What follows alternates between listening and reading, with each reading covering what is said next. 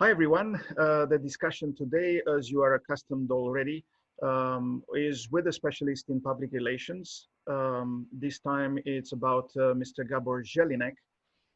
And let me read a little bit about his specialization. Thank you very much, Gabor, for agreeing to discuss with us today.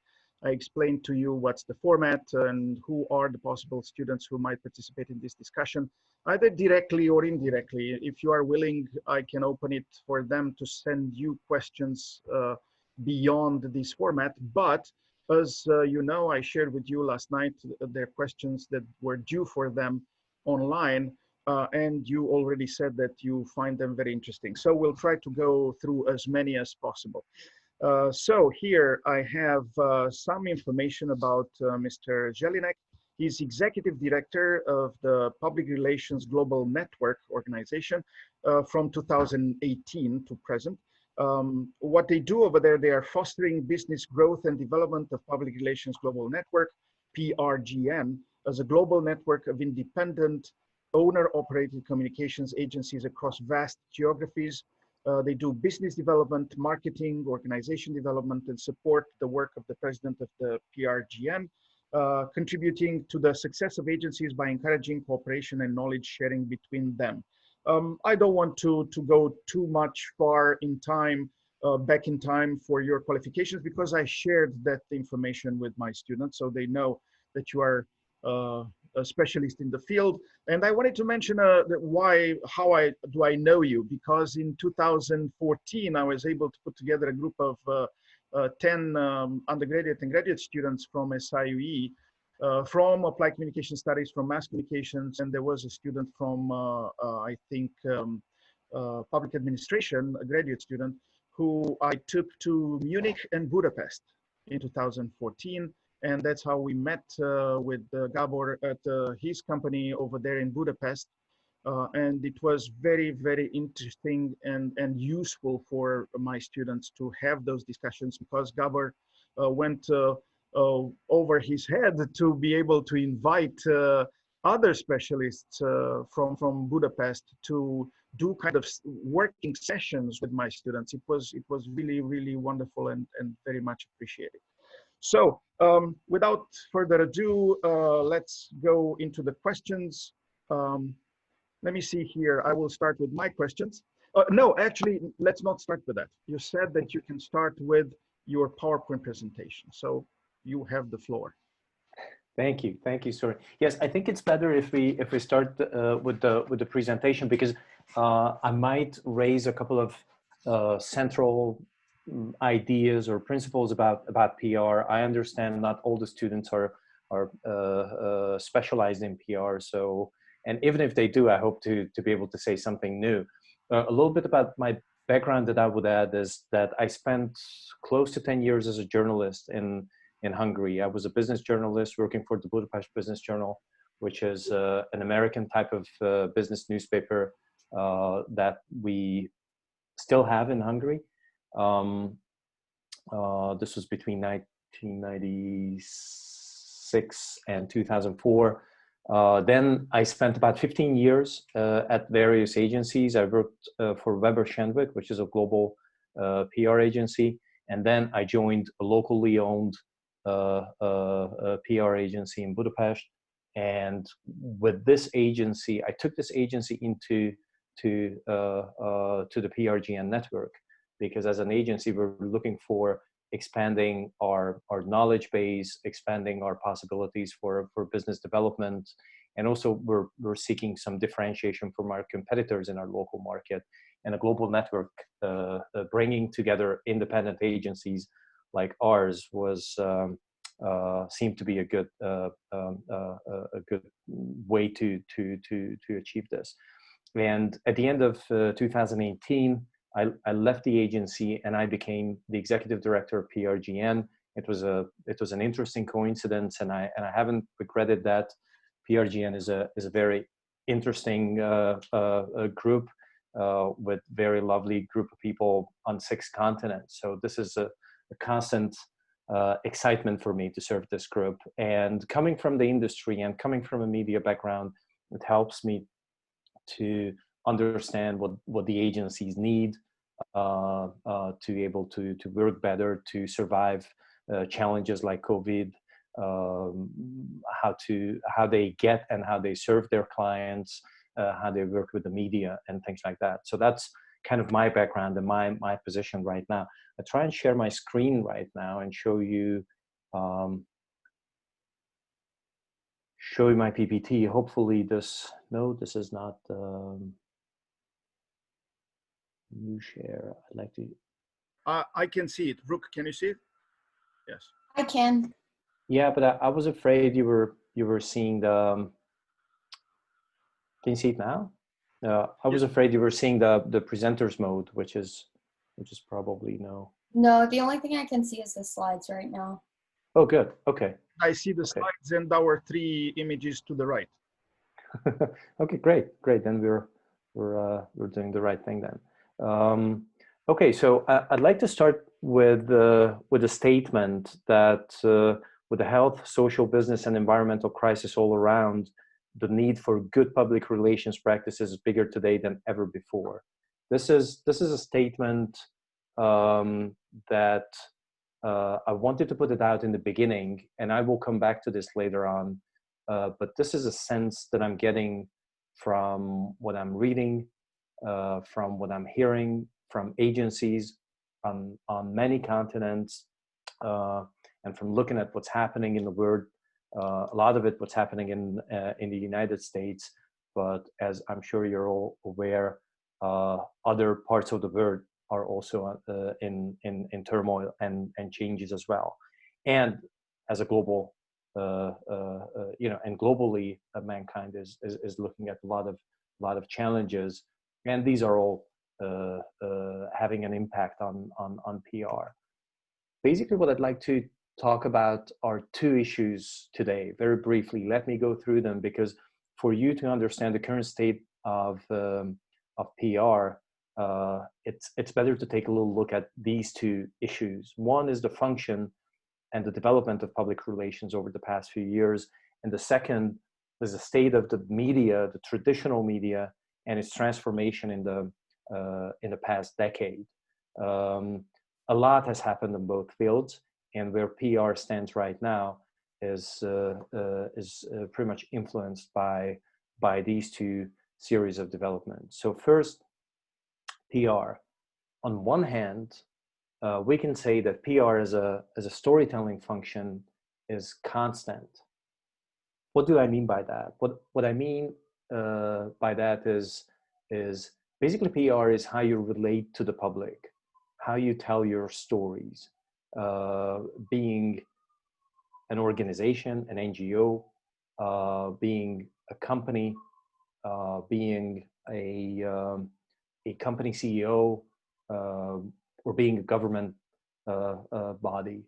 All of these organizations and people need to relate to the public, build their profile, tell their stories.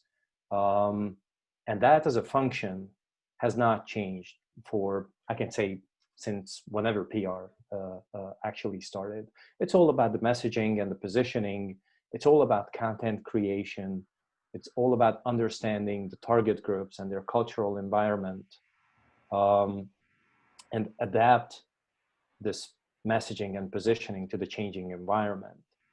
A good PR practitioner is always a generalist, because you need to understand the target groups. You need to understand what's going on in very many aspects of society. You need to be able to understand the news, but also at the same time understand how social media works. Be present in many places from the communications point of view, and also especially the practitioners or professionals working for agencies. They need to be aware of the needs of the different sectors their clients come from, be it retail or very highly regulated industries like energy production, for example, or telecommunications. These are, or banking, financial issues, or not to speak with about publicly traded companies. A good PR practitioner is kind of a generalist. as opposed to a specialist. In that sense, PR has been constant. On the other hand, PR is constantly changing as an operation, as how you operate, how you, as I said, it's a constant job to develop the messages, to develop content, but how you do this is changing constantly, all the time. On one hand, PR is one of the marketing functions that is not dependent on the tools. Many other marketing branches are specialized on the online sphere, or like outdoor advertising is a big specialization, or like events. And again, if you look at it from an agency point of view, you will see all these specialized agencies dedicated to these fields. And to be honest, from a client perspective, they're sometimes dubious because obviously they support communication solutions around those platforms or in those areas. Whereas a PR practitioner is all about the story and how to convey that and how to put it out to the audience. So it's never so much about the tools. Tools, in a PR plan, tools come second. First, it's a strategy, the messaging, all of that tailored to the target audience, and then we look at what tools to use. At the same time, it also means that a good PR practitioner is again a generalist, because they have to understand every aspect of the communications toolkit, from events to like SEO, and have to know which one to deploy to achieve the best results for the client, and not the one that brings the highest revenues for the PR agency. You will see that in a lot of cases, I'm speaking from an agency point of view, because that's the environment that I know the best from my background. But obviously, there are other aspects to it. But I try to bring that in, the client aspect as well. Also, there's a constant change in terms of where your audience can be reached. When I joined the PR profession, I came from media. It was 15 years ago, a little more than 15 years ago. At that time, PR was very much focused on media and media relations, and there was a very clear transition from some of the journalists who were open to this kind of thinking, to make a transition from a journalism job to a PR job. A lot has changed since then, and the audience is now less and less reachable via traditional media. There was a time when events were really big, and that was like the holy grail to reach, especially consumer audience. But obviously, with the development and the advancement of online, social, and digital, a lot is now taking place on those platforms. And most recently, I can cite influencers and I'm sorry to say that, as a tool for communications purposes. Again, this is kind of like a new trend, and has nothing to do with the traditional media relations jobs that a lot of people associate the PR profession with. It's much more than that. And as a third area where there's a constant change is the environment. And by this, I mean the business environment, the social environment, cultural environment, which is changing a lot. And a good PR practitioner has to be able to follow those changes and think how the message and how the storyline can be adapted to those changes. And here comes a big clash because of all this. PR has started using tools of other marketing disciplines.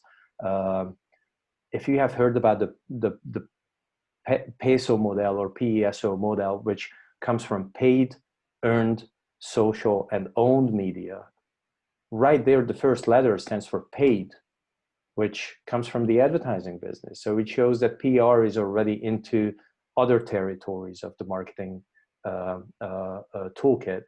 But if you look at events or SEO, a good PR practitioner knows all about these tools. Might not be a specialist in this field, but might understand this. And PR, as the media is changing, and I will come to that in a couple of slides. I will come to that issue. As the media changes, the PR practitioners in general, both on the client side and the agency side, are shifting to other territories and to other tools besides the traditional media and the traditional media relations tools. And at the same time, with all these changes in technology and the social media proliferation and everything, other marketing disciplines have started using typical PR solutions. So when you hear it from an advertising agency that they're coming with a storytelling strategy to a client, basically what they're doing is they're doing PR, or content marketing is based on how you can sell through good stories. You put the good content out there that resonates with your audience and tells them interesting things and will convince them to purchase with you. That's content marketing, but essentially this comes from the PR territory, or the use of influencers. Again, since it's content, it comes from more of a PR territory. So all this brings these agencies into a huge clash, and right now what you see are very different agencies with very different backgrounds are now fighting for the same client budgets and using very similar solutions. And actually it's becoming more and more difficult on the client side, be it a company or any other kind of organization, to decide how to pick the agencies that they want to work with. So I think it's important to talk about these because it might be relevant to you. Now let me talk a little bit about the other subject I promised for this little intro, which is the media market and how the media has transformed. So allow me to be a little fast here, and because I'm just trying to summarize on one single slide the transformation of 10 years in the media, because I think the biggest transformation started at the economic and financial crisis in 2008 and 9 and 10, depending on when the crisis really reached different markets. For example, the crisis really started in the US in 2007 and 9, and it hit Europe in 2009 and 10. So some of the changes started only at that time, hence my definition of the time period. Traditional media was really powerful before this crisis. You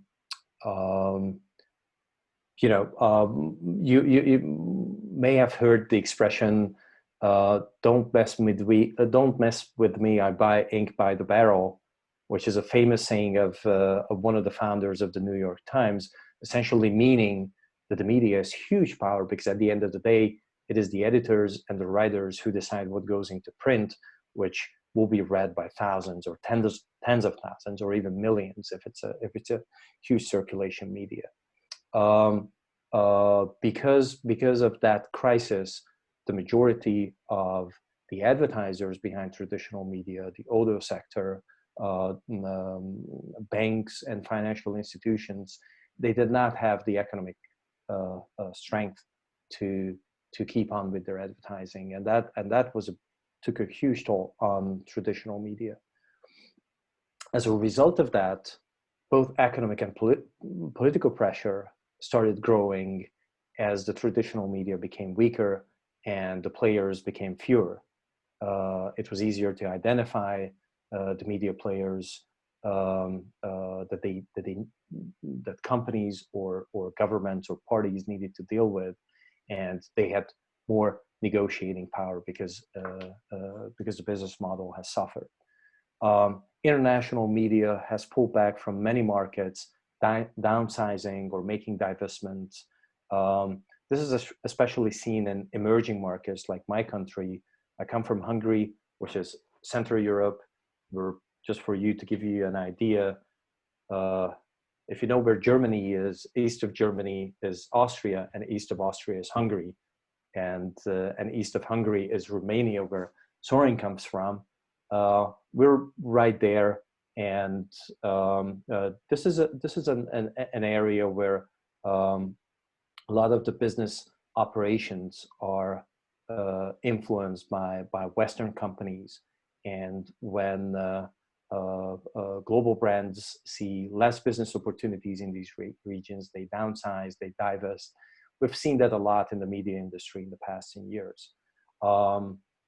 As a result, and further to that, local media, which is not even backed by an international conglomerate or international ownership, or by, for example, US journalistic standards, so the local media can easily become a toy of politics in many of these countries, as we can see. At the same time, online media takes a quite big chunk of the business from the print, but it's interesting that at least in my market and in some of the neighboring countries, quite a few of the online operations really make a profit. So it's kind of like they take the revenues from the traditional print media, but at the same time they can't make a living on it. Probably because many of these markets that I mentioned in Central Europe, they are very small countries with small populations, and obviously the circulation numbers or the readership numbers of these online portals are not so huge as in many of the bigger markets. The news cycle changes as well because of the online opportunities. In one way, the news cycle becomes very rapid. Now we have intraday news, but on the other hand, it slows down completely because we can see that weeklies and monthlies have become stronger, whereas the biggest hit was taken by the daily papers. With the surge of the social media, it has come to, in a couple of years, social media has come to the point where it is functioning as a news source for many people, regardless of its trustworthiness. By the consumer use, social media is becoming a news source. So what we can see is political pressure plus a rapid news cycle, plus the consumer's appetite for more creates fake news. And we've arrived to today's one of the biggest issues is fake news proliferating every facets of the media. Actually, it's so timely to mention fake news. One of our member agencies in Canada just recently launched a program together with the Canadian Association of Journalists fighting fake news and showing people how to tell from real news and fake news.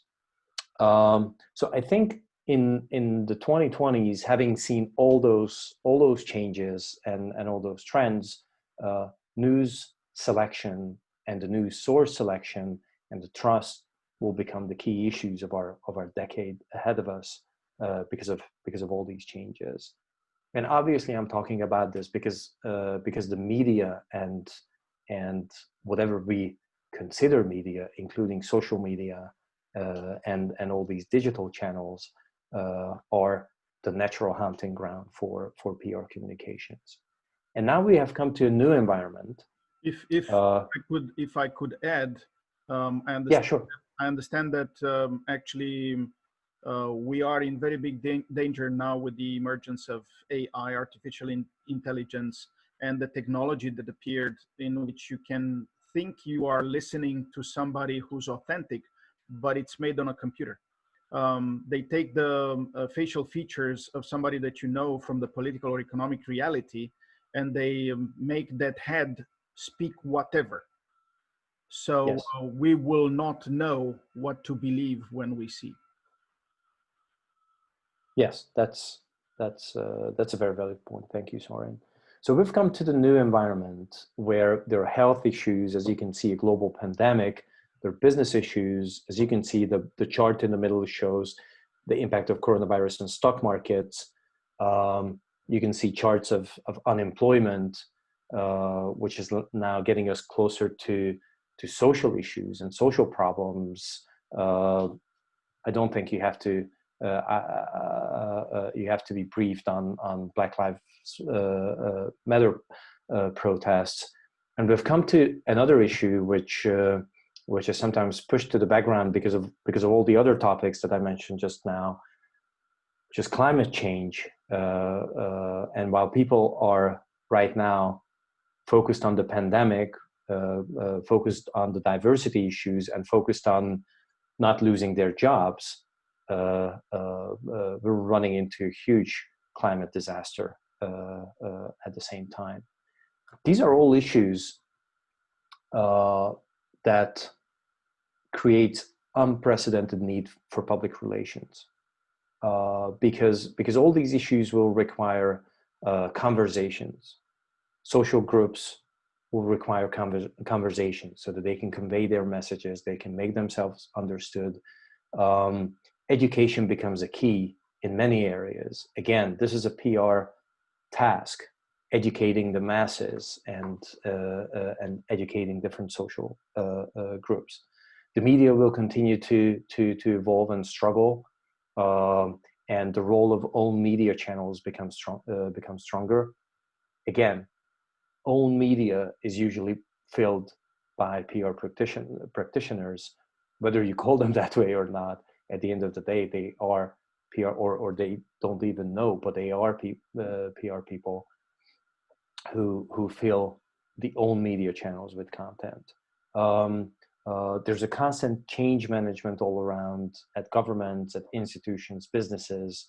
Huge HR transformations are happening in most of the big organizations. Again, this is giving a lot of work to PR people, both in-house and at agencies. The channels of communication will continue to evolve. And as you can see, I put AI there. We didn't talk about this with Soren. So it just shows that it was a very good observation, because what's beyond social and digital, it will be the bots, it will be AI and VR. But I do believe that behind all these channels, real communicators will be needed. Because I think one of the biggest issues with AI is the ethical background of the use of AI. And I think a good PR practitioner, again, works by an ethical standards. And I think a good PR practitioner can consult those who develop the AI tools how to preserve those ethical standards, regardless that it's not a person speaking anymore in a digital platform, but a machine. But the machine's responses and messages are governed by some ethical rules. For that, you'll certainly need a PR practitioner. And at the end of the day, people will need to be told how to save the planet. That's going to be probably one of the biggest PR efforts, or one of the biggest efforts in mankind, which will require PR work. So to conclude all these, I have a good news for young PR pros, that you should embrace this new environment. There will be a lot of work for you in the coming decade, but it will be a very complicated one. So thank you for your attention so far. This is what I wanted to bring you, to kind of bring an international perspective, even though I'm sitting in a small Central European country. But this is thanks to my ability to see through and be in contact with many agencies across the globe. This is how I see the communications profession right now, its current status and challenges. So thank you so much. And if you agree, we can jump over to the questions, not to lose time. Yeah, no problem. I just wanted to add also, because you were touching on, emergence of new technologies, bots, AI, VR, virtual reality. These are things that are, sometimes very, very unethical. They could be eye candy. They could be liked by the people because, it's new technology. And sometimes you can make us laugh if you see the face of Trump saying, I don't know what, more crazy than he usually says. If make his face move in a certain way. But another characteristic of successful public relations is that you offer services or products that are true, because you can maybe be successful in a campaign for a short period of time, just lying to the people, doing what is called gray or black PR. But eventually people will discover that there was a lie, and that might come back and hurt the brand that you're trying to promote. So people should get off that train and pay attention, what the money that they're accepting is paying for. I would say, as a professor, if I were a practitioner, maybe I wouldn't be so loose with my words. Well, to be quite blunt, one of our members said it recently to me. Just because we are paid as PR practitioners, we shouldn't be prostitutes. We should be professionals, and which means that you don't just do everything for the money. You are governed by some ethical rules, and you know where to stop. And also PR is in for the long run. This is why you can lie once, or you can lie on a day, but you will be caught in 2 weeks or a month's time. So PR is very often quite misunderstood. People believe that, and this is now leading to one of your questions, Soren. I think PR is quite misunderstood. A lot of people associate it with lying and manipulation and whitewashing, and PR professional is the one who will make you look innocent. It's actually not true, because or those who fall and start to act like that will be caught later on. PR is all about conveying the true story, and that's what I believe in. Right. So then let's go to the questions. And as you mentioned, you already touched on the issues that I wanted you to cover from my first questions. What are some key characteristics of public relations in international settings? But what are the realities that you see in Hungary, in Western versus Eastern Europe? For example, when I was doing research for my thesis in 2006, I was doing interviews with people in Eastern Europe, in France, and in the United States, to kind of start from American models to see how do they put them in practice in Western Europe versus Eastern Europe. And in Eastern Europe, in Bucharest, for example, there was this idea that, if you are from a local, just Romanian-based public relations firm, you will have to face a lot more challenges than if you would join an international organization like PRGN, but also, kind of working in a multinational, kind of working as a branch of a well-known brand public relation that is of a world span, like Weber Shandwick, and so on and so forth. So what are the realities that you see? Well, I understood your question a little bit from the media point of view. Okay. And so I took down a couple of notes to that question. One, this resonates with what you just said, but from a different comes from a different direction. And I put it this way, that media freedom and the respective media is just so different in Western and Eastern countries. And I see that I spent quite some time in the media. My wife is a journalist. I see that on a daily basis, the struggles she has, that the perception of how to treat journalists and what freedom they enjoy is just different. And also when I was a journalist, I always had the advantage of working for almost like a foreign newspaper, and I was able to cite um, uh, different standards, could always make myself an exception, which helped me. And I always felt sorry for many of my colleagues working for local newspapers, where the standards were a little bit different, allowing for more influence from the outside. So that's kind of the reality. Coming back to what you asked about the agencies and belonging to or being in groups of international affiliations, I don't think they save you a whole lot. Just the sheer fact that you belong to one of them, but can help in the argumentation. Like we don't go there, we don't do that kind of stuff. You can more easily say so. But I think at the end of the day, it comes down to the people who are practicing this.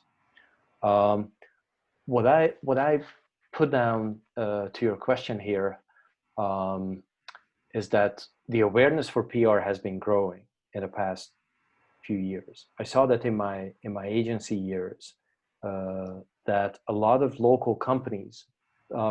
Let me start from there. PR for many years in the past 3 decades was a playing ground and was pretty much initiated by multinational companies coming to operate in these markets, in these emerging markets. As a profession, it did not exist before then. So in most cases, the agency's clients are made up of multinationals. But it was interesting to see in the past few years that more and more local companies have discovered PR and opted for PR, employing either in-house PR people or agency people. Theoretically, this is good news. However, the understanding of what PR is a little bit different. So at the time when I worked for a local agency, we were happy about seeing these local clients, but it gave us a lot of work to educate them what PR is, what it is good for, what it is not good for, what it does and what it doesn't do. But it was a very interesting experience. And there were a lot of false interpretations, like PR is cheaper than advertising.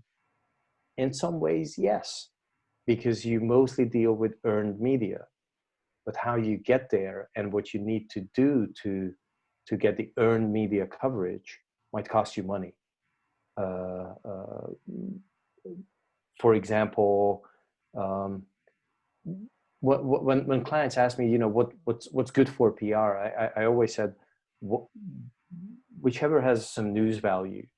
And if you really want one word from a corporate position, then it's innovation. Companies with innovation have it easy with PR because they have news. At the time I worked for the local Weber Shenwick office, one of our biggest clients was Nokia, which was a huge mobile phone maker. Now doesn't even exist. But at the time, Nokia was the #1 innovator in the market. Nokia had news on a weekly basis, new models, new solutions, new innovation and discovery.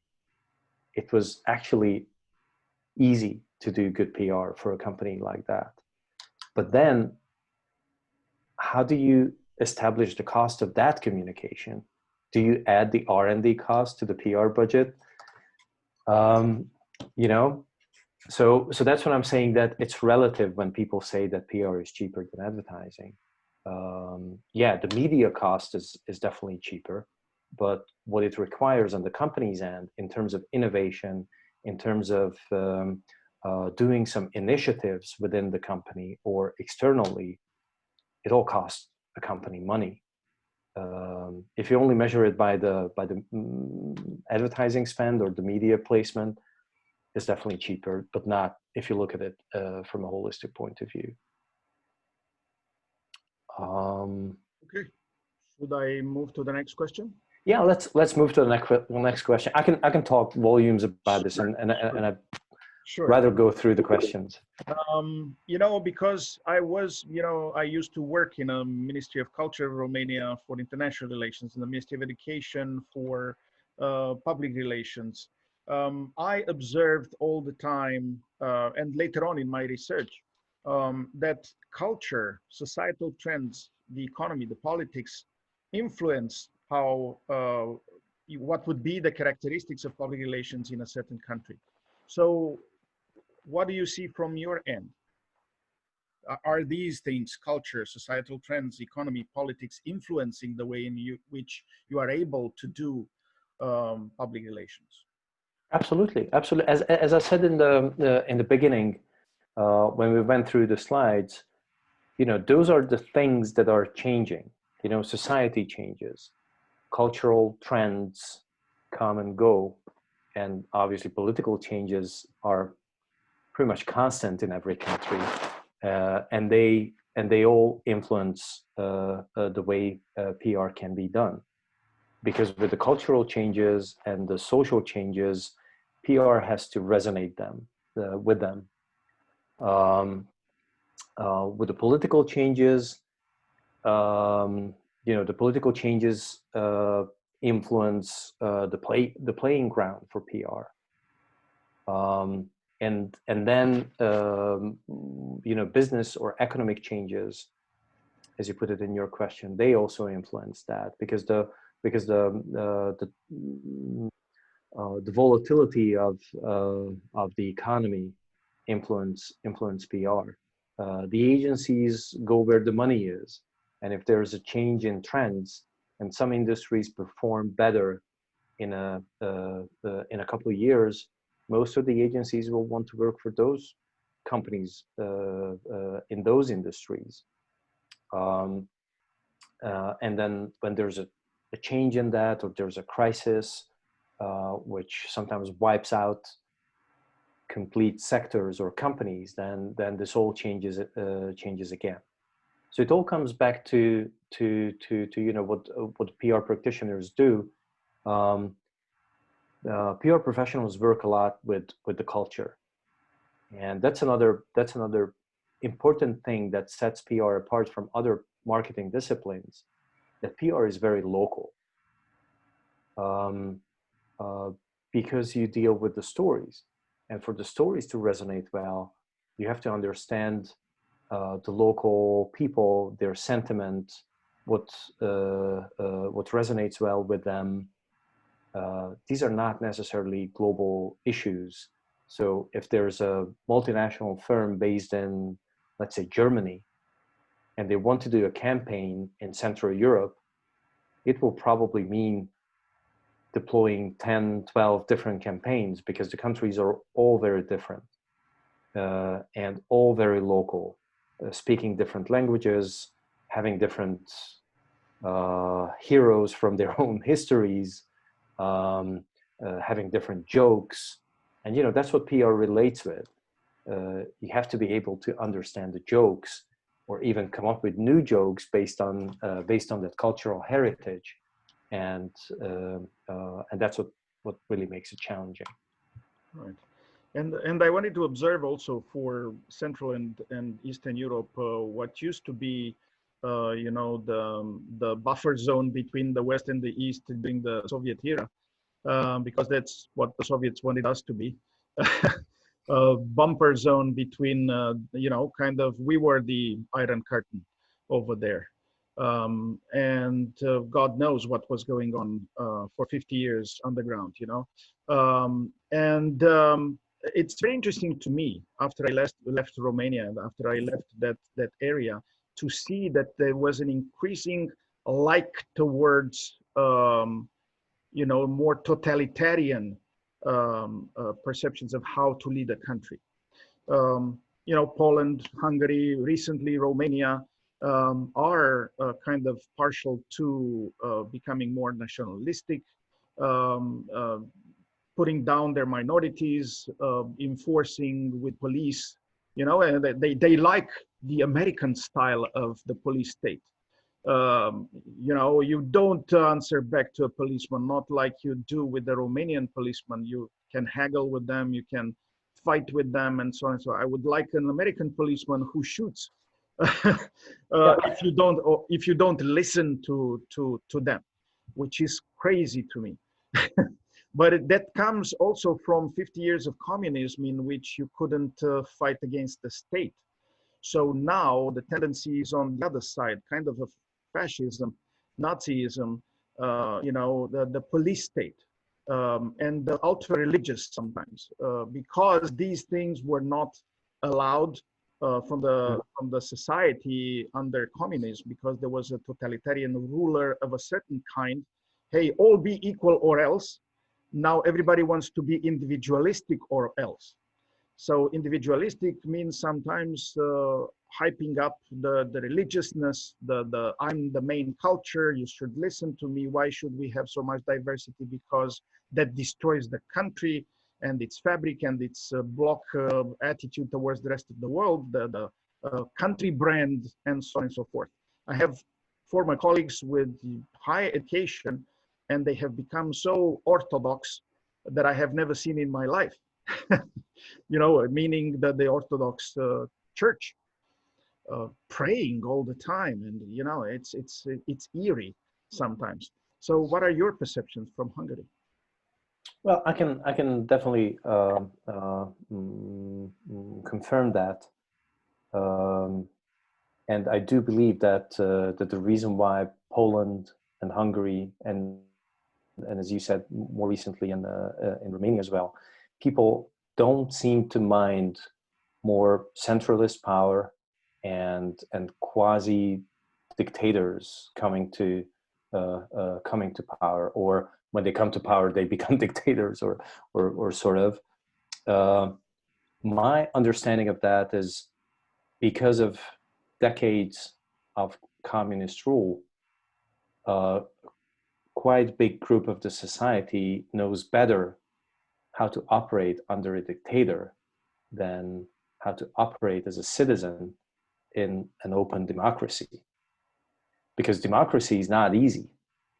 Because you as a citizen, you have responsibilities, not only rights, and your decisions are influencing the country, believe it or not.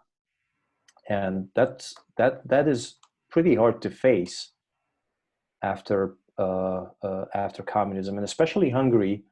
I believe the reason why Mr. Orban can increase and keep his power, which is kind of insane, is probably because Hungary was, as they called it, the happiest barrack, meaning that in the communist system, it was quite easy going here.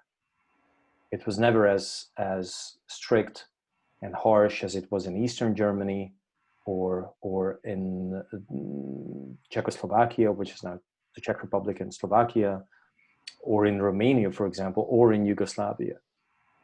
Hungary was much more relaxed, and people had a relatively good life if they didn't want to fight necessarily the power. So compared to that, capitalism and democracy are challenges a lot of people cannot really cope with, because they create more individualistic setups than what people are actually trained for. We will need a new generation to be able to make changes like that, who were not born and raised under the communist years, to change this. That's my not so happy observation of how things will change. Yes. Let me give some voice then to the questions of the students. And I have a student who is from China, Xueting Bai. I see that she wasn't able to be present today. She asks, which country is responding well to the COVID-19 pandemic and why? This is a very difficult question because which of the more than 100 countries affected by COVID do you want to take a look at? So I'm coming from my region to an answer to that. And I would say that from our region, I believe the Czech Republic and Slovakia handled the crisis very well. And it's not important who they are, but what they did. What they did was clear communication, very clear rules. They were not only early to make moves and make changes and be restrictive among the first and block borders and ban travels, but they were very transparent about that, and they made very simple rules that people had it was easier for them to follow. The way I saw our country, for example, it was a little bit of, you can really tell, how the rules, how they ended and how they really worked. And that's kind of typical. And if you look at the numbers in those two countries, and especially the Czech Republic sharing a border with Germany, where there were a lot of, and Austria, where there are a lot of infections relatively within Europe, not as high as in Italy and Spain, but relatively high. They still remain quite intact, and Slovakia did the same as well. So that's my answer to that. Okay. We can see actually in the international media that they appreciate us. The best response was from New Zealand. But I see Yes. that New Zealand was having again 1 or 2 cases, though they considered themselves that they completely shut the country and completely eradicated the pandemic. But if you open the borders, somebody will bring something. Yes. Yes. And you cannot function as a country without opening the borders too much time. Yes. Yeah. Okay. So let me move to the next student, Ashley Cameron. PRGN is made up of 50 public relations firms. What is the criteria? What are the criteria on which those firms are hand selected? Well, this is quite interesting. We try to make it as much of a family atmosphere as possible. It's been hard, obviously, this year because you have to know that the group has in-person member meetings twice a year on rotating locations across the globe. And this is there so that people meet, they spend time together, and before they do business together, they first get to know each other on a personal level, and that's the basis of building trust.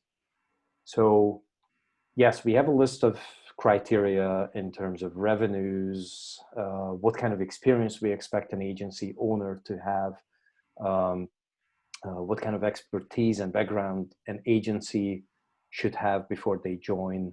But at the end of the day, I think the agencies are measured against their principals and owners and how they behave in this community. And that's a very interesting lesson, especially for I think people who want to go into a business life with their communication studies.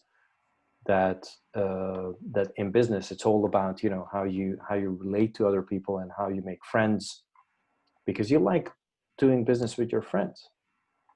And I think that's how PRGN works, and that's how PRGN is a little bit different from some of the other networks that I'm aware of.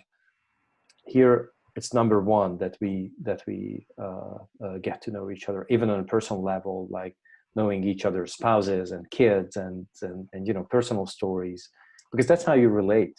If you know somebody's children and you know their stories, you will be a faithful business partner to that person, and vice versa, because you share some commonalities and you share some stories, you share some common experience at these in-person meetings. So this is why this year is particularly hard for our group, not only because of the economic challenges and business challenges, but also because of the lack of travel and the lack of opportunities to meet each other. Right. So it looks like within PRGN you are doing another kind of PR, not public but personal relationships, right? Yes, a lot of that. Yes, yes, yes. Okay. It's a lot of that. Next on the list we have Brooke, who's present here. So do you have your questions, or do you want me to read? I do. I'll just pick one. That way we have time to go through other people's as well. So my first question was, what are some changes that you've implemented at PRGN after you became the executive director that have really stuck out to you or made a difference? Yes, thank you. Thank you for that question. I think you have to know that this is a new position that was created when I joined. So there was a lot of expectations from the membership for this position, and I did make quite a few changes. I put my emphasis on, first of all, developing a strategic plan for the organization, because before that, what we saw in the group was that we have a rotating presidency. Every year, a different agency owner becomes the president for 12 months. And these presidents always started a new initiative, and then the next president came and he or she started another initiative. But very rarely happened that one initiative was followed through in the next period. So what I thought, okay, with seeing this experience, there were some good initiatives, but why don't we start something that will last across presidents? So I put together a strategic plan which summarized some of the goals where PRGN wants to be in a few years, and how we can start on a path that regardless who will be the next president or the president after that will be the same, so we can make some progress as opposed to walking around in circles and coming back to the starting point in every May when the new president took over. So that was the number one.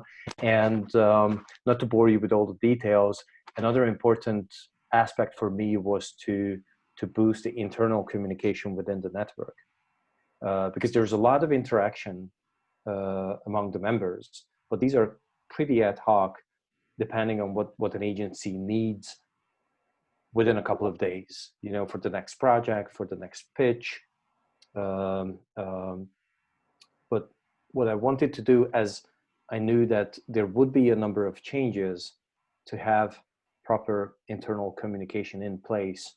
So with the previous president and now with the president who came in May, we have monthly newsletters and other regular outreach to the members which summarize what's happening. We have an executive committee which convenes every month, and the executive committee discusses issues, makes decisions, starts new things. But we need a platform to communicate all this so that we can get the members on board, so they support it and they will not reject it just because they don't know about it. So to me, internal communications was number second. That's awesome. Thank you. Okay, let me ask one of the questions from one of my students who always refers to the readings of the day. So you haven't seen the readings of the day, but he explains it here. For this session, we read an academic journal article about corporate business practicing national public diplomacy as they project their images and reputations internationally. How would representatives of a company know what their home government wanted them to do to improve the national image in other countries? For example, would the home government contact them and advise them on how to represent their country? Well, I think it probably exists in every country that large corporations and companies in we can say strategic business areas work a lot with the government. Whoever is the prime minister or the president of the country, or whichever party is giving the ruling power, companies need to side with the political power to be able to do things. Because, for example, you know, like especially in the field of energy or telecoms, where huge networks are being in operation, or the companies need international relations which go beyond making a contract with another company of a similar operation in the neighboring country, but will need you know, the regulatory background and framework to be favoring them or to be changing, so that some novelties can brought to the market. So I would say it is quite natural that there's communication between companies of different sizes and of different sectors and governments. So to me, this is not like, you know, like being in alliance with the devil. It's, you know, it's a coexistence. Again, you know, this can be done in ethical ways and unethical ways, but I think governments need companies to support them with their agenda, and businesses need the government to support them for their business goals. And of course, when a company, like for example, a Hungary-based company goes into another market, and Soren, you might have seen this with MOL or OTP. MOL is the Hungarian, the #1 petrol or oil company, and it's also a retail giant operating petrol stations. Or OTP, which is the largest bank in Hungary, which has bought quite a few local banks in neighboring countries. When these companies go into other markets in the neighboring countries, they are becoming kind of a vehicle for a country image. And I know they're very well aware of that. Sometimes they take advantage of it, sometimes they support it, sometimes they want to be a little distanced from it, especially when politics is playing hard on international relations. So, but it's always a part of the picture. I have seen in past years, you know, in the past 10 years, different spots, advertising spots that were built with the intention to promote a nation through National Geographic, through CNN. And I saw the spot for Romania, for example, from 10 years ago. And, you know, I was in a discussion with somebody from the Academy of Economic Studies in Bucharest a few weeks ago, and they were talking about this, that Romania doesn't have necessarily something innovative that stands out, so they will sell the image of the natural beauty. So that's exactly what they did in that clip of 30 seconds, 1 minute, and that was, I understand, millions of dollars, you know, to present the mountains, the seaside, the Danube Delta, because it's a unique place in Europe. Also some traditions, you know, things that somebody could visit as a tourist. For example, in the case of Hungary, have you seen such a spot? Because, for example, when I visited Budapest in 2014, I found out for the first time, and I don't know how many people know that, but Skype was developed in Hungary. I didn't know that either. I know that the guy, the mastermind behind Excel, is a Hungarian mathematician. Yes, we do have that as well. To be honest, I didn't pay much attention to them. Sometimes you, as a citizen of the same country, sometimes you see these ads very lame.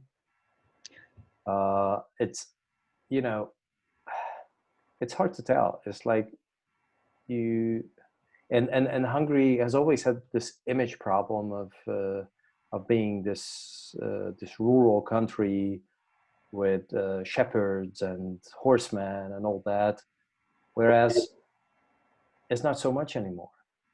You know, Budapest has become a huge tourist destination over the past few years, partly thanks to low-cost airlines bringing,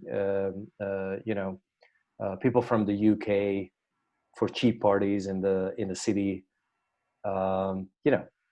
It's more urban than rural, and sometimes you see that these country image billboards or films or videos are still living from the past and from those past images. And personally, to me, they're sometimes very lame because of that. Right, right, right. Okay, let me move to another question here.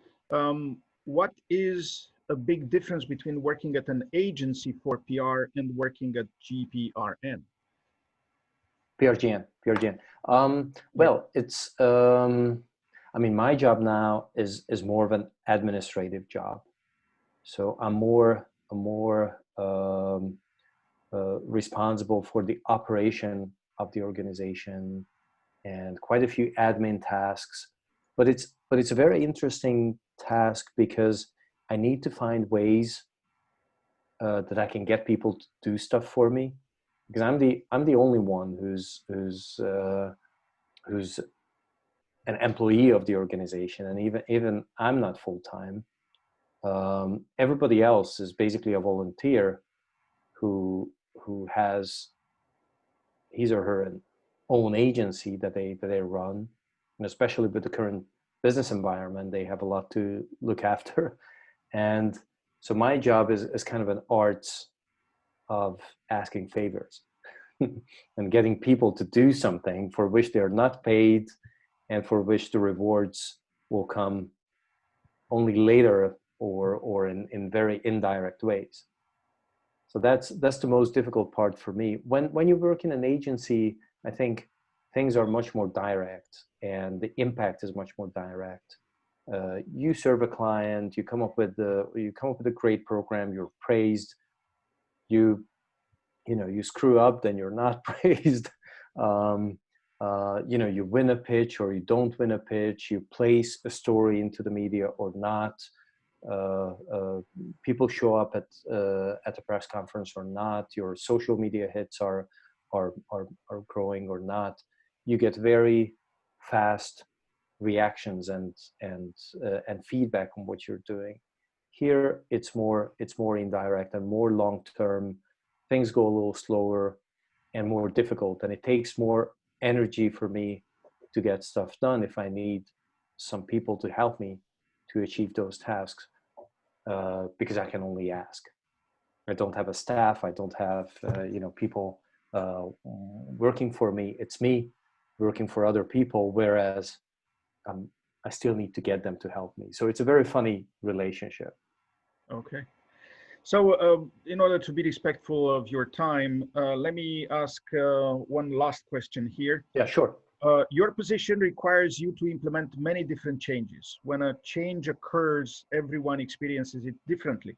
Are there commonly feelings of vulnerability, uncertainty, anxiety, or fear? How do you handle these feelings in employees? Well, I have to make a little bit of a correction here, right? Because we as an organization, as I said, I'm the only staffer here. So the agencies have their staffs, and if there are changes in the agencies, then then they have an impact on the staffs. PRGN is important, and I believe it's truly important for many of our member agencies, but it's not that important that it would be making any waves or creating feelings of vulnerability for staffs in any ways. The changes are not so huge. What we do, they don't have such huge impacts on the way agencies operate, and that would be a problem for staffers. And also what we try to do are more like changes of positive things, and we hope that people will enjoy those changes as opposed to be fearful of them.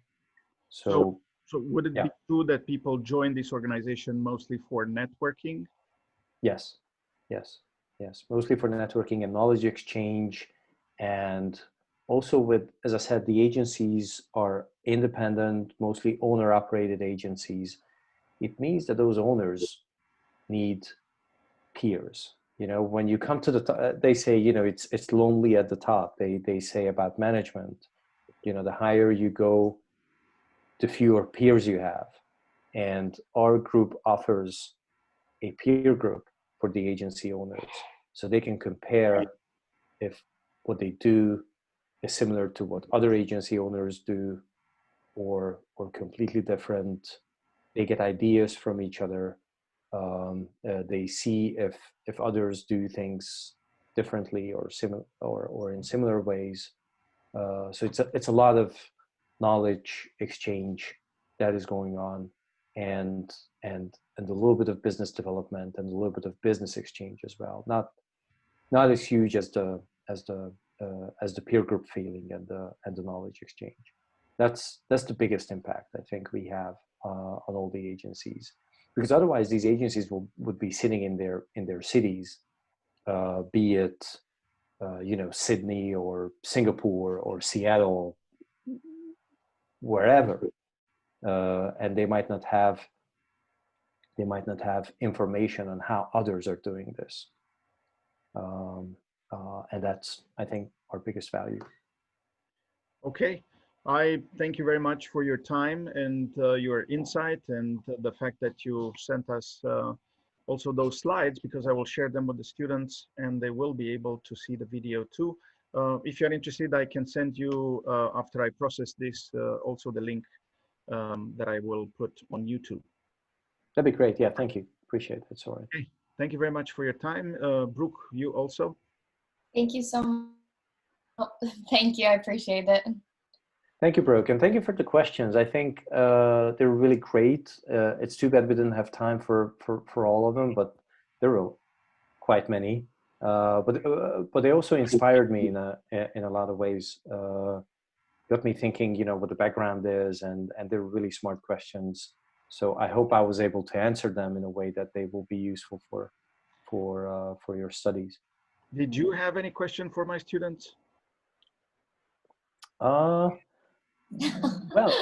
I'd like to, you know, what I'm always interested in is, at the time when somebody is still at their studies, are you consciously looking at joining agencies? Because sometimes I feel that agency work is often seen as not as attractive as you know, joining a large company or a large organization where you feel more secure about your position, and you have maybe more resources, less changes, and also you feel that you can learn a lot.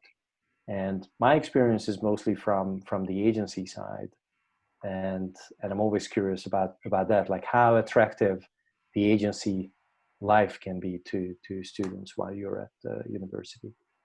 Brooke, do you have something to that? Yeah, so that's actually a great question. I'm not 100% sure. I do like somewhat stability, but I also know that in any position, even I work at a college right now, and even just that, there's been one change after another. I think I started in the admissions department as a work study student, and then I moved to the marketing department, and then I was the assistant, and now I'm the registrar. So it's been like constant changes, but at the same time, it's not as much as you face every day and every month. So I'm not really sure. And I'm actually in the integrative studies program. It's organizational communication and management. Of course. So most of it is applied communication, but it's kind of a mix of both. And that was really because I wasn't sure what I wanted to do, but working in higher education, I felt like this was a good combination of 2 degrees. So right now I'm not sure. We'll see what happens. I still have a year to figure stuff out, but we'll see. Yeah, as I pointed out in the PPT presentation, I think there will be a lot of organizational changes. Yeah. So I think you're on the right track to be busy for the next couple of years. Exactly. And I wanted to mention something else that I observed in my past 10 years at this university, that, you know, I had these conversations with my students finishing an undergraduate degree on the track of public relations, and when we were trying to sell this idea, hey, would you like to join our master program? Most of the students were coming up with this idea, because you see the system here is that the student, even if it's a state university with by the way, state university, but not with full funding from the state, because for my university it's about 30% of the funding from the state. The rest is from student tuition, from donations, from this, from that. So because the system in the United States is very much based on students being able to take scholarships or being able to support themselves to pay for the studies, that becomes very, very expensive. So the students have the first reaction, hey, let me stop my studies for a while if I will see any use in doing a master degree or going even further, because we have sometimes occasionally some people interested in doing even a PhD to become professors at the level of the university. But that's the perception, and that's what the students tell me almost all the time. Though I have seen a slight increase in people who see the need for even more education, because the market nowadays is full of people with all kinds of skills, especially coming from abroad. I came to this country with 3 master degrees from Romania, because it was cheaper. If you had good grades, you didn't have to pay much. The government was sponsoring your education if you had good grades. So this is something that you can't even dream about in the United States. You have to do it one way or another on your own. And it's pretty expensive. So, yeah, well, I have seen actually people working in agencies here, former students of mine, who say that certain agencies recognize more studies. If you have also a master degree, you will be paid a little bit more. Yeah, you have to see afterwards if one more year study or 2 more years were really worth the expense. Yeah, I think it doesn't. I think it comes down to the actual skill set, and not so much the level, if it's a BA or a master's, because there are some areas which are in need on the agency side, and if you happen to be at the right place with the right skill set, I think an agency might really want to have you, and will make itself ready to pay for that knowledge. Especially as I pointed out in the presentation, there are just so many changes right now in many fronts, and the agencies are in the middle of that. So they try to make themselves ready to serve the needs that come from those changes, and that requires good skills and skilled people. So that's how I would say it. And some areas of the studies are more valuable to the agency needs, and some are less. Okay. Well, again, thank you very much for your time. Thank you, Brooke, for taking the time to be with us today. No problem. Yes, I will save this and send everybody the link. Sounds good. Thank you so much. Much. Thank you for the opportunity. It's really nice to see you. Have a good Bye. Goodbye.